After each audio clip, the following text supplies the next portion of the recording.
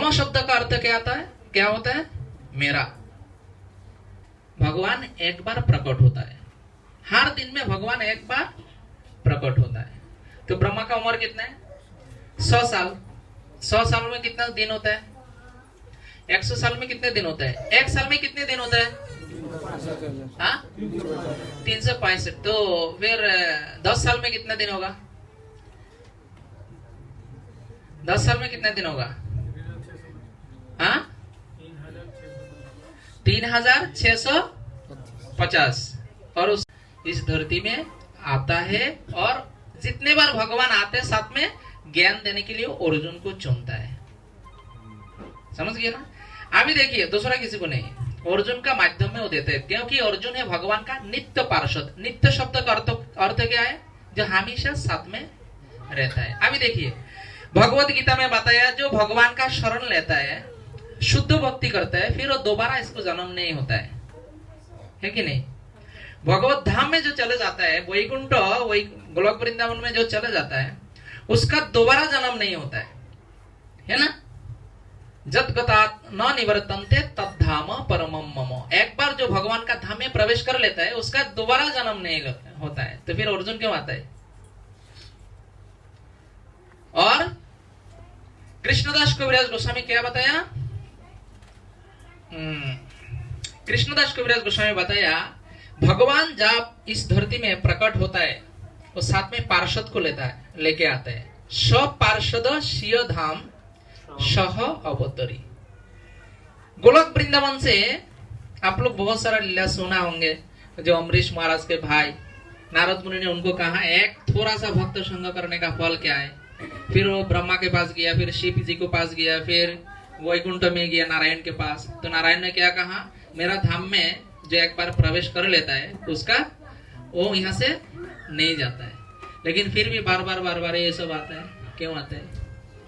तो नित्य पार्षद जो होता है ना, भगवान का साथ में प्रकट होता है, और उनका सुख दुख ये सब का अनुभूति नहीं होता है, लेकिन हम सबको दिखाता है ये सब। अर्जुन को कभी दुख नहीं होता है, द्रौपदी को कभी दुख नहीं होता है। समझ गया ना? क्यों? ये सब भगवान का नित्य पार्षद। और नित्य पार्षद जो होता है ना उनके पास सुख होता है ना दुख होता है। समझ गया ना? उनका पास सुख भी नहीं होता है, दुख भी नहीं होता है, उनका पास कोई कामना नहीं होता है, उनका क्रोध नहीं होता है। अर्जुन को देखा ना हम लोग क्रोध में, लेकिन वास्तव में उसका क्रोध नहीं है। अर्जुन का संतान हुआ, लेकिन उनका अंदर कामना नहीं है। जैसे हम लोग एक दूसरे से जब मिलते हैं तो कामना लेके मिलते हैं। हस्बैंड वाइफ जब मिलते हैं तो कामना होता है उनका मन में, लेकिन अर्जुन का मन में कामना नहीं है। द्रौपदी का मन में कामना नहीं है। और द्रौपदी का 5 पुत्र था, लेकिन बहुत सारा लोग सोच रहे हैं हम लोग जिस तरह से बच्चे पैदा करता है उसी तरह से उनका अर्जुन द्रौपदी ये लोग कभी इनका अंदर जरो कामना वासना नहीं होता है। इसलिए भगवान ये सबको ज्यादा पसंद करता है, इसलिए साथ में वो लेके आते हैं। जैसे अभी समझ लीजिए, यहाँ हर शुक्रवार को हमारा प्रोग्राम होता है। कितने लोग होता है तकरीबन? यहाँ कितने लोग होता है? 100 लोग होता है तकरीबन। ठीक है, समझ लीजिए अगर प्रसाद भी कितने लोगों का बनेगा? 100 लोगों का। समझ लीजिए 110 लोग आ गया तो बराबर होगा प्रसाद? 10 आदमी का कम हो जाएगा, है कि नहीं? तो 10 आदमी जो बाहर से आया उनको बराबर प्रसाद मिलेगा। किसको नहीं मिलेगा प्रसाद? ये प्रभु 10 लोग चुनेगा, वो 10 लोगों को प्रसाद नहीं देगा। बाद में कुछ खिचड़ी बनाएगा, नहीं तो कुछ दाल फाल बना के खिलाएगा। किसको खिलाएगा? जो उनका सबसे करीब है। समझ में आया? जो सबसे करीब है उनको वो नहीं देगा। पूरा दिन वो मेहनत करता रहता है यहाँ, लेकिन उसको नहीं मिलेगा। क्यों? क्योंकि उनका अंतरंग है। और अंतरंग जो व्यक्ति होता है वो किसी भी हालत में आप राखिए वो संतुष्ट रहेगा। और बहिरंगा जो व्यक्ति होता है, हमको नहीं मिला, थोड़ा मिला, सबको दे रहा है, अरे मंदिर में आया वो भी कम पड़ गया। समझ गया ना? तो हमको क्या बनना है? भगवान का और भक्तों का अंतरंग बनना है। जब हम लोग अंतरंग बन जाएंगे, पहला भक्त का बनना चाहिए भाई, फिर जाके भगवान, है ना? क्योंकि भक्तों का हृदय में भगवान होता है। जो शुद्ध भक्त होता है ना, उन लोगों का अंतरंग बनना चाहिए, फिर जाके भगवान का अंतरंग हो सकता है हम लोग।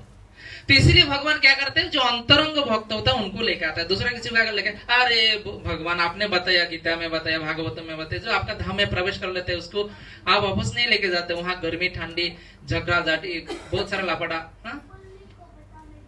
क्यों? वो अंतरंग नहीं है, इसीलिए वो वहां क्या करता है, हमेशा आनंद में रहता है। समझ गए ना? तो सुख और दुख, सुख का मतलब क्या होता है, दुख का मतलब क्या होता है। भक्त जो होता है ना, उनके पास ना सुख होता है ना दुख होता है। वो कैसे रहते हैं वो लोग? आनंद रहता है उनके पास। सुख दुख, सुख और आनंद में बहुत अंतर है। सुख का मतलब क्या होता है, आपका पास घर है, बारी है, पैसा है, अच्छे नौकरी है, बहुत सुख, लोग आपको जानता है, सुख का अनुभूति। समझ गए ना? जब भौतिक चीज आपके पास होने से आपको जो आनंद प्राप्त होता है ना, उसको कहते हैं सुख। और जो वास्तविक आनंद जो होता है ना, वो क्या कैसे होता है, वो भजन साधन से होता है। आत्मा का जो शांति होता है ना, उसको कहते हैं आनंद। समझ गया ना? तो घर बारी ये सब होने से, घर बार गाड़ी ये सब होने से सुख प्राप्त होता है। आनंद भगवान के भक्ति से प्राप्त होते हैं, वो आध्यात्मिक है आनंद। और सुख भौतिक है, यहाँ रहेगा, अभी है, काल नहीं है, ऐसा है। और आनंद हमेशा रहता है। ठीक है? तो भगवान कहाँ दिया है गीता के ज्ञान? कुरुक्षेत्र में। और कुरुक्षेत्र का और एक नाम क्या है? धर्म क्षेत्र।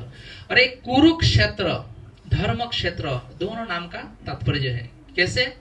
वहां कुछ धर्म कार्य किया, इसीलिए उसका नाम हुआ धर्म क्षेत्र। ऐसे तो जमीन पर कितने किलोमीटर हो, कितना माइल है वो जमीन? कुरुक्षेत्र का जो लड़ाई हुआ 60 माइल एरिया, 60 माइल। समझ गया ना? 60 माइल कितना लाइन से वो भरा होगा ना, बहुत भरा होगा।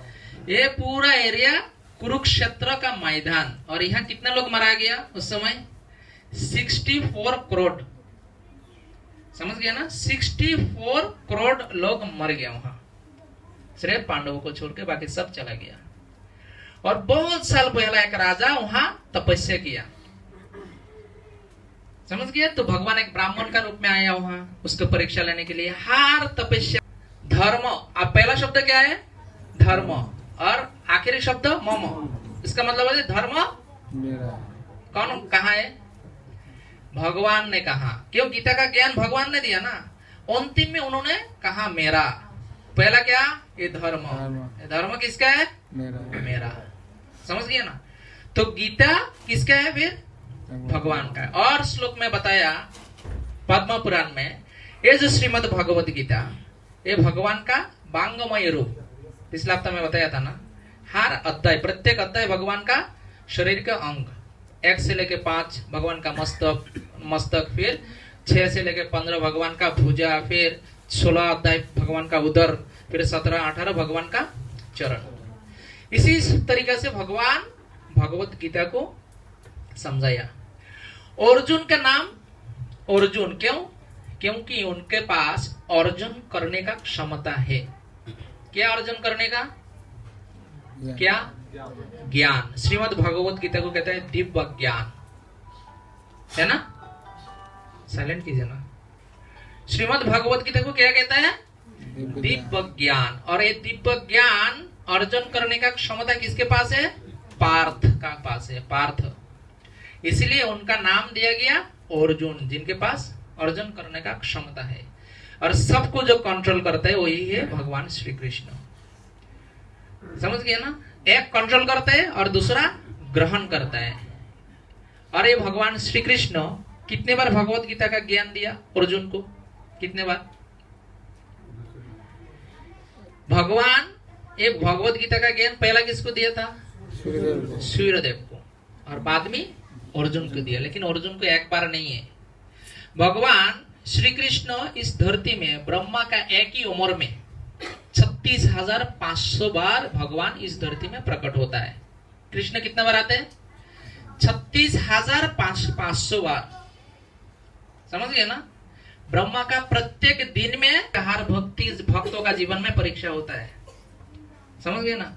अभी देखिए, कुछ भक्त बहुत अच्छे से भक्ति करते हैं, कभी नकरी चले जाते हैं, कभी घर में झगड़ा हो जाता है, कभी ये होता है, कभी वो होता है। अभी हमारा एक प्रभु जी वृंदावन गया, 1 महीने का परिक्रमा लगाया। परिक्रमा जिस दिन अंत हो गया उसी दिन फोन आया, नकरी खत्म। यहाँ देखिए कैसे परीक्षा। विपत्ति में जो भी भगवान को नहीं भूलता है वही उसी को शुद्ध भक्त कहता है। समझ गया? तो परीक्षा लेने के लिए भगवान एक ब्राह्मण का बालक रूप में, बालक ब्राह्मण का रूप में भगवान परीक्षा लेने के लिए आया। कहा? कुरुक्षेत्र का मैदान। और राजा का नाम क्या था? कुरु। वो चंद्रवंशी राजा था। समझ गए ना? कितने वंश राजा? दो, चंद्रवंशी और सूर्यवंशी राजा। तो ये चंद्रवंशी कुरु राजा, उन्होंने तपस्या किया। और तो धर्म का खेती कर रहे, इसका मतलब है आपके पास धर्म का बीज भी होगा। समझ गए ना? बीज के बिना कुछ उगता है? नहीं उगता है। धर्म का बीज कैसे हो देखेगा? कहता है मेरा पास बीज है। कहते धर्म का बीज क्या है? कहते धर्म का बीज, जो धर्म करने के लिए आता है ना, सबसे पहला काम उसका होता है दान करना। समझ गया ना? धर्म कायदे में जो चलता है, इसीलिए हमारा हाथ को ज्यादा टाइट नहीं कीजिए, पकड़ को ज्यादा थोड़ा सा ढीला कर दीजिए। धर्म करने के लिए ये दोनों को थोड़ा खुला रखना पड़ेगा प्रभु। समझ गए ना? आज तक देखिए जो जिन लोगों को धार्मिक कहलाता है ना, सबका हाथ और पॉकेट इतना खोला था, किसी का तो पूरा पत्नी को बेच दिया ना राजा हरिश्चंद्र ने। दान करते करते पूरा दुनिया सपनों में देखा, सिर्फ सपनों में देखा वो दान कर रहा है उनका गुरुदेव को। समझ गए ना? वो उसको पूरा करने के लिए, वो वास्तव में पहला दान करने का इच्छा नहीं था उनका। वो एक दिन सपने में हम लोग कुछ भी देखते हैं ना, कभी कभी अमेरिका चले जाते, कभी यूरोप चले जाते, कभी मुल्क चले जाते, फिर आंख जब खोलते तो देखता हूँ ऑनलाइन में हूँ बिस्तर पे, कभी कभी कोई रोता है, माँ के याद आ गया, बीबी के याद आ गया, बच्चे के याद आ गया, होता है ना ऐसा। सपने में कुछ भी आ जाते हैं। और राजा हरिश्चंद्र ने सो रहा था, सोना नींद में उसको उसका गुरुदेव आ गया, और गुरुदेव को क्या दान कर रहे हैं? पूरा पृथ्वी। सिर्फ अयोध्या नहीं है, क्यों? पूरा पृथ्वी का राजा था वो राजा हरिश्चंद्र, सूर्यवंशी राजा। मालूम है ना? सत्यवादी हरिश्चंद्र, जिंदगी में कभी झूठ नहीं बोला। समझ गया ना? एक बार हरे कृष्णा बोलिए। हरे कृष्णा कृष्णा कृष्णा हरे हरे, हरे राम राम राम हरे हरे। ध्यान से सुन रहे हैं सब? अगर नहीं सुन रहे तो फिर समाप्त कर देता हूँ। अच्छा लग रहा है? तो क्या कहा? पूरा पृथ्वी का राजा था, चक्रवर्ती सम्राट, चक्रवर्ती। तो सपना में गुरुदेव आए, उनको दान कर दिया। सुबह गुरुदेव को बुलाया, गुरुदेव मैंने तो ऐसा ऐसा सपना देखा, वो पूरा करना चाहता हूँ। समझ गया? कोई करेगा ऐसा? बहुत मुश्किल है। अभी देखिए, कहते हैं ठीक है, अच्छी बात है, तो दान कर दो। तो दान का संकल्प लिया जाता है मंत्र के साथ, वेद का मंत्र के साथ, और संकल्प लेके फिर गुरुदेव को सबके सामने दान कर दिया। अभी हम लोग दान जब करते हैं, दक्षिणा नहीं देता है कि नहीं? भोजन का दक्षिणा होता है, दान का दक्षिणा होता है, नहीं तो पूरा नहीं माना जाता है। समझ गया? इसीलिए कभी कभी जिन लोगों को मालूम है, कुछ बच्चों कोई भी कुछ दान करते हैं ना, साथ में कुछ सिक्का पैसा साथ में देता है। समझ गए ना? वो जो मुद्रा होता है, मुद्रा और दक्षिणा होता है। समझ गया? स्वर्ण मुद्रा बोलते हैं ना, जैसा पैसा जो होता है ना, वो वस्तु के साथ जो दान करता है उसको कहते हैं दक्षिणा। तो अभी तुमने पूरा दुनिया को दान कर दिया, लेकिन दक्षिणा नहीं दिया तुमको, तो फल नहीं होगा। अरे क्या बात कर रहे गुरुदेव, में पूरा दान कर दिया तो दक्षिणा क्या बात है? वो सब राजा, उनका जो सिक्योरिटी क्या बोलते हैं, मंत्री है, उनको कहते हैं जाओ खजाना पूरा लेके आओ, हमारा गुरुदेव को दक्षिणा का रूप में दान कर दो। जब जाने लगा तो कहते राजन रुको रुको, तुमने मेरे को क्या दान किया? कहते मैंने आपको पूरा दुनिया दान कर दिया। तो तुमने मेरे को पूरा दुनिया दान किया, तुम्हारा जो राजकोष है वो दुनिया का बाहर है। समझ में आया? वो दुनिया का बाहर है, वो भी तो दुनिया का अंदर है। इसका मतलब तुम ये दान कर दिया, तो दान किया हुआ आशीष दोबारा कैसे तुम दान कर सकते हैं? वो तो बोलता है कि ठीक है, वो तो सच बात है, तो अभी कैसे देगा? कहते हैं तुम्हारा जो अपना चीज है वो ही सिर्फ तुम दान कर सकता है। और क्या है वो सब? कहते तुम कुछ भी, पूरा दुनिया भी अगर दान कर देगा ना, तो खुद तुम स्वतंत्र है। और तुम्हारा श्रेय इसी दुनिया में तीन चीज है, एक तुम खुद, और दूसरा तुम्हारा पत्नी, और तुम्हारा बेटा। समझ गया ना? ये तीन श्रेय तुम्हारा है, तुम्हारा शरीर, पत्नी और बेटा। तो तुम दान करना है तो यहां से जाके तुमको किस प्रकार दान करना है वो तुम सोच लो। फिर उनका पास तो कुछ पैसा धन संपत्ति कुछ भी नहीं है, पूरा सब कुछ तो दान कर दिया।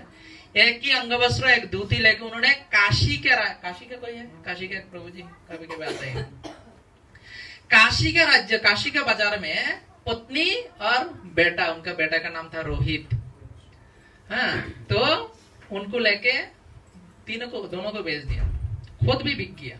क्यों? उनको 5000 स्वर्ण मुद्रा देना था। अभी काशी वाला को मालूम नहीं है राजा हरिश्चंद्र है। वहां किसके पास भेज दिया? डोम के पास, जो मुर्दा को जलाता है। हाँ? उनके पास उन्होंने तीनों को 5000 स्वर्ण मुद्रा में बिक दिया वहां। फिर वो गुरुदेव को दिया, अभी तो दास बन गया है ना। ये देखिए भगवान परीक्षा लेता है उनको। फिर वो गुरुदेव को दान कर दिया। वो दो तीन अभी उनसे एक व्यापारी ने उनका पत्नी को और बच्चे को ले लिया। फिर उन्होंने एक खुद को जो है ना शमशान में जो जलाता है उनको पास भेज दिया, हाँ, चांडाल के पास। फिर क्या हुआ, बहुत साल के बाद फिर भगवान प्रकट हो गया। वो गुरुदेव भी आया, ब्रह्मा विष्णु शिव जब आए, बहुत सारा कहानी है लंबा। उनका पत्नी, उनका बेटा मर गया, मरने के बाद भी इसको जलाने के लिए बाप जलाने नहीं देता है, कहता है पहले पैसा दो क्योंकि मैं दूसरा का दास हूँ। कहते क्या बात कर रहे हैं, आपका बेटा है, इसको जलाने दो, पैसे का बिना मुर्दा भी नहीं जलता है, देखिए क्या प्रॉब्लम है। तो फिर भगवान प्रकट हो गए। जब उन्होंने शरीर, उनका जो वस्त्र है ना, कहते तुम कुछ तो देना पड़ेगा, तुम्हारा पास कुछ है? वो बोलता है मेरा पास कुछ नहीं है। कहते तुम्हारा शारी है, तो शरीर को नंगा करके कैसे देगा? फिर भी बच्चे का अंतिम संस्कार के लिए माँ जब खोलने लगा कपड़ा, उसी समय ब्रह्मा विष्णु शिव प्रकट हो गया। समझ गया ना। तो ये परीक्षा है। फिर गुरुदेव भी बता रहा है, देखो हम तुम्हारा परीक्षा लिया, तुम सत्यवादी, तुम्हारा जश चारों तरफ फैल गया, लेकिन वास्तव में तुम सत्यवादी है कि नहीं, उसका परीक्षा लेने के लिए हम लोग इस तरह से तुम्हारा परीक्षा लिया। ठीक है। तो उसी प्रकार एक कुरु राजा के पास भी भगवान आया, तुम देव धर्म का बीज, तो दान कैसे, क्या दान देगा? उसके पास तो कुछ नहीं है, सब कुछ छोड़ के आया कुरुक्षेत्र का मैदान में, उसी मैदान में जहां भगवत गीता का ज्ञान दिया। तो कहते हैं दान करो। अभी क्या करना है? वो उनका शरीर दान करने के लिए बोलते हैं। कहते दो दान में, तुम तुम्हारा एक हाथ दे दो मेरे को।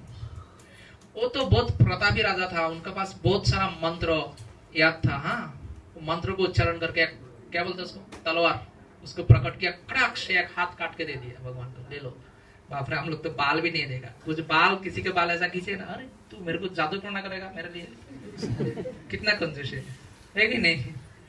वो हाथ दे दिया प्रभु, एक हाथ काट के दे दिया। अभी सोच रहे भगवान, सोच रहे बाप रे, ये तो बोलने के पहले, बोलने से तुरंत दे दिया, अभी और थोड़ा ले लेता हूँ परीक्षा। अभी दूसरा हाथ कटेगा, कैसे काटेगा? एक हाथ तो रखना चाहिए ना काटने के लिए, पाव से नहीं काट सकता है ना। कहते नहीं, मैं इसी में संतुष्ट नहीं हूँ, तुम एक काम करो, तुम्हारा एक टांग दे दो मेरे को। वो टांग दिया, एक दिया, दूसरा दिया, दोनों दे दिया। अभी हाथ तो, दूसरा हाथ तो नहीं दे सकता ना। कहते देखो मैं अभी भी संतुष्ट नहीं हूँ, तुम एक काम करो, तुम्हारा मस्तक मेरे को दान करो। और जब एक ही हाथ, दो टांग चला गया, हाथ चला गया, सिर्फ क्या बचा है? एक ही हाथ। जब मस्तक को काटने लगा ना, उसी समय भगवान चतुर्भुज रूप में प्रकट हो गया। तो देखिए राजा कुरु को कहता है, हे राजन, हे कुरु, मैं तुमसे इतना प्रसन्न हूं, आज के बाद ये जो क्षेत्र है, इसी क्षेत्र को तुम्हारा नाम से जाना जाएगा, इसी क्षेत्र को सब लोग तुम्हारा नाम से पुकारेगा, कुरुक्षेत्र। समझ गए नाम किस तरह से आया? और तुमने इसी जगह में धर्म कार्य किया, इसीलिए इसका और एक नाम क्या होगा? धर्म क्षेत्र। समझ गया? तो इसी प्रकार उसी स्थान का नाम कुरुक्षेत्र और धर्म क्षेत्र हुआ। और भगवान ने आशीर्वाद दिया, इसी स्थान में जो भी मरेगा, चाहे वो कितना भी पापी क्यों ना हो, वहां अगर देहांत हुआ तो उसको स्वर्ग प्राप्त होगा। महाभारत में बताइए, ठीक है, क्या प्राप्त होगा? स्वर्ग। इसीलिए जब कुरुक्षेत्र का लड़ाई हो रहा है, उस समय जगह चुनने के लिए वही कुरुक्षेत्र को ही चुना। क्यों? यहाँ जो अर्जुन का पक्ष और विपक्ष जो भी मरेगा, मरने के बाद उनको स्वर्ग प्राप्त होगा। इसलिए कुरुक्षेत्र में जितना लोग मरा, सब लोग कहाँ गया? स्वर्ग में गया। इसलिए भगवान वो स्थान को चुना। और इसी स्थान के प्रभाव से धृतराष्ट्र डर गया।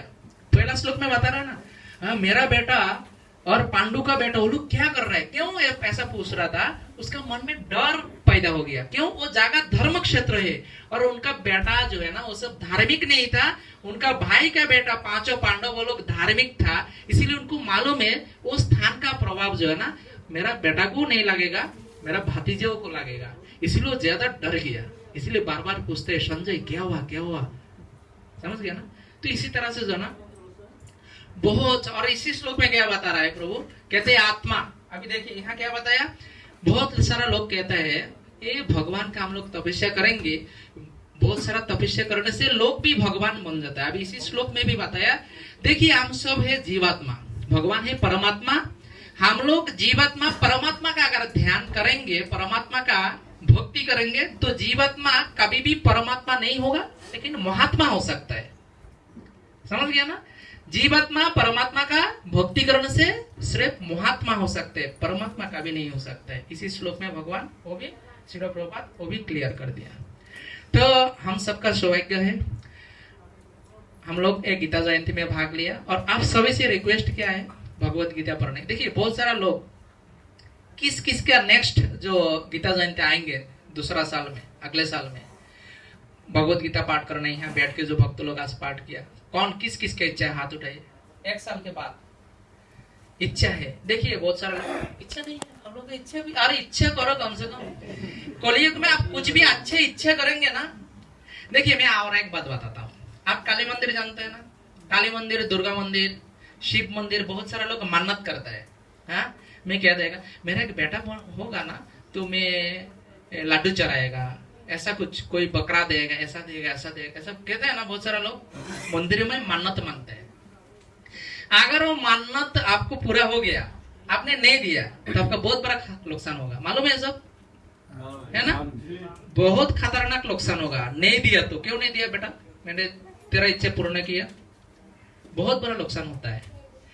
लेकिन कृष्ण भक्ति में आपने दिल में ऐसा सोच लिया, देखिए बहुत सारा लोग यहाँ वैष्णव सेवा नहीं देता है, कभी स्पॉन्सर नहीं करता है, क्यों, पैसे का प्रॉब्लम है। अगर आपने थोड़ा सा ऐसा मन में संकल्प, मन में इच्छा कर लिया, मैं एक बार यहाँ दे देगा, 500 रुपये 1000 रुपये दे देगा, मैंने एक बार वृंदावन जाएगा, लेकिन आपने नहीं जा पाया, आपने सिर्फ इच्छा किया, वो पूरा नहीं कर पाया, फिर भी आपको 50% फल मिल जाएगा। समझ गया ना, कृष्ण भक्ति का यही बेनिफिट है। आप कुछ भी संकल्प सिर्फ मन में लेके आओ, उसका आधा फल आपको मिल जाएगा। लेकिन इसका मतलब वो नहीं है हम लोग इधर डोनेशन देगा देगा बोल के नहीं देंगे, आधा तक मिल जाएगा। समझ गए, ऐसा कह रहा हूं। इनकेस किसी भी कारणवश आपने नहीं कर पाया तो आप लोग गीता पढ़ेंगे, गीता श्लोक प्रचार करेंगे, भगवत गीता भगवान के नाम का प्रचार करेंगे, ऐसा संकल्प लेने से जो प्रचारक भक्तों को पूर्ण फल मिलता है, उसका आधा फल आपको मिल जाएगा ऑटोमेटिक। समझ गया ना। और बहुत सारा लोग है गीता पढ़ नहीं पाता है, कोशिश करता है लेकिन पढ़ नहीं पाता है। क्यों नहीं पाता है मालूम है? आसान तरीके में आपको बताता हूँ। अगले साल तक जो है ना पूरा गीता आप लोग याद कर सकते हैं, ठीक है। अगर याद भी नहीं कर सकते तो जब आपका सामने गीता का श्लोक होगा ना, आप तुरंत पढ़ सकते हैं बिना हिचकिच में। कैसे पढ़ेंगे? देखिए डेली तो कम से कम 4-5 श्लोक पढ़ना चाहिए। अगर 4-5 श्लोक आपने नहीं भी पढ़ सका तो कम से कम 2 श्लोक पढ़ना चाहिए। श्रीमद् भगवत गीता ये आत्मा का खुराक है, क्यों? आध्यात्मिक है। जैसे हम लोग शरीर के लिए खाता है उसी प्रकार आत्मा के लिए भगवत गीता का श्लोक अध्ययन करना बहुत जरूरी है, माला जप करना बहुत जरूरी है। तो आपको आसानी से गीता का श्लोक कैसे सीखेंगे आप? जैसे मैं करता हूँ, मैं बचपन से भगवत गीता पढ़ता हूँ, ठीक है। और एक गीता पढ़ने से कभी कोई कर्तव्य से विमुख नहीं होता है। कर्तव्य समझ रहे हैं ना? जैसा माँ का प्रति कर्तव्य होता है, पिता का प्रति कर्तव्य होता है, हैं? ये जो गीता नहीं पढ़ता है वो पिता माता का विमुख होता है। जैसे मैंने बचपन में जब गीता पाठ करता था तो हमारा आजू बाजू वाला घर वाला, ये तेरा बेटा तो सन्यासी बन जाएगा, फिर तेरे को कौन देखेगा? मेरा माँ को ऐसा कहता था, ये लोग ब्रह्मचारी बन जाएगा, सन्यासी बन जाएगा, इसको अभी से रोक। अभी तो टाइम हुआ क्या? अभी मेरा दादी को मैं बोलता हूँ ना, एक श्लोक याद करो, वो अभी 7 साल से प्रसाद ले रहा है, 7 साल से एक श्लोक वो ओम अज्ञानति मेरे अंदर से भी याद नहीं कर पाता है। क्यों? 20 साल के बाद, हमारा जो 20 साल उम्र होता है ना हर लोगों का, 20 साल के बाद से जो है ना हमारा ब्रेन क्षीण हो जाता है, थोड़ा साइंस ने बताया ऐसा। समझ गया ना? तो इसीलिए 20 साल से पहला कोई पढ़ लेता है, कितना डिग्री ले लेता है लोग, 20-25 साल, फिर उसके बाद कम हो जाते हैं, 30 साल के बाद तो और कम हो जाता है, 40 के बाद और। अभी यहाँ